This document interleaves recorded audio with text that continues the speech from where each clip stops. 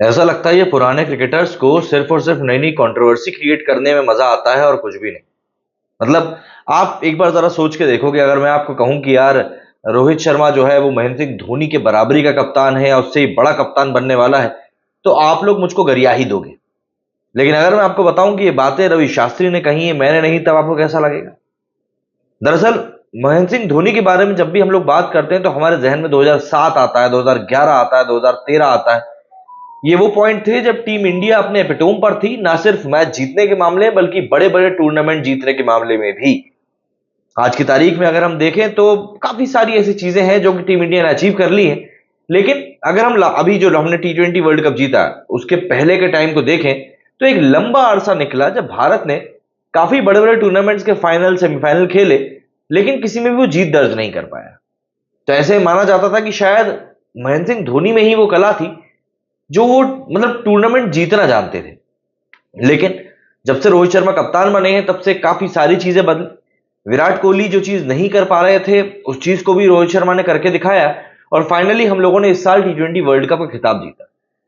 इसी के बाद में एक कार्यक्रम में रवि शास्त्री से पूछा गया कि भाई धोनी और रोहित शर्मा में से बेहतर कौन है, तो उन्होंने कहा कि भाई मेरे लिए तो एक तरीके से देखा जाए तो ये दोनों ही बिल्कुल बराबर है, मतलब कोई किसी के ऊपर नहीं, कोई किसी के नीचे नहीं, दोनों बराबर। लेकिन इसी के साथ उन्होंने कहा कि अगर चीजें इसी तरीके से चलती रहीं तो ऑब्वियस सी बात है एक समय ऐसा भी आएगा जब रोहित शर्मा मोस्ट प्रोबेबली पूरी तरीके से महेंद्र सिंह धोनी को भी पीछे छोड़ देंगे। मैं आपको बता दूं कि आने वाले समय में चैंपियंस ट्रॉफी और WTC इंडिया के सामने है और अगर टीम इंडिया इन दो को जीतती है तो ऑब्वियस सी बात है वो एक स्ट्रॉन्ग केस सामने पेश करेंगे रोहित शर्मा कि वो भारत के लिए खेलने वाले सबसे महानतम कप्तानों में से एक हैं, बल्कि कुछ महान कप्तानों से आगे भी। लेकिन इसके लिए उनको ये दोनों टूर्नामेंट जीतने पड़ेंगे। दरअसल रोहित शर्मा भी कुछ उस तरह के ही कप्तान हैं जो खिलाड़ियों को लेकर साथ में लेकर आगे चलने में यकीन रखते हैं। उनका यह मानना है हमेशा से ही कि एक खिलाड़ी मतलब जब तक उसको एक स्पेस नहीं दिया जाएगा तब तक वो कभी भी ग्रो नहीं कर पाएगा। एंड उससे भी ज्यादा Rohit Sharma lead from the front वाली पॉलिसी के ऊपर चलते हैं। मतलब अगर रोहित शर्मा ये कहने कि हमको अटैकिंग क्रिकेट खेलना होगा तो फिर रोहित शर्मा ही सबसे पहले आपको अटैकिंग क्रिकेट खेलकर दिखाएंगे और कोई नहीं। रोहित शर्मा का सीधे तौर पर यही कहना है कि भाई अगर कोई टीम किसी भी तरीके से खेलने वाली है तो उसके लिए मैं ही एग्जाम्पल सेट करने वाला हूं। अगर हम लोग कल के ही श्रीलंका के मैच के बारे में बात करें तो जहां पूरी टीम स्ट्रगल करती हुई दिखाई दी थी उसी पिच के ऊपर रोहित शर्मा एक अलग अंदाज में खेल रहे थे। एंड ऑब्वियस सी बात है टीम इंडिया को उसका पूरा का पूरा फायदा भी मिल जाता अगर जो हमारे बाद के बैट्समैन है वो थोड़ा बहुत भी इंटेंट के साथ खेल लेते। मतलब कोई भी एक भी बैट्समैन वहां पर टिक कर खेला ही नहीं, किसी ने ये नहीं सोचा कि हमको मैच खत्म करना है।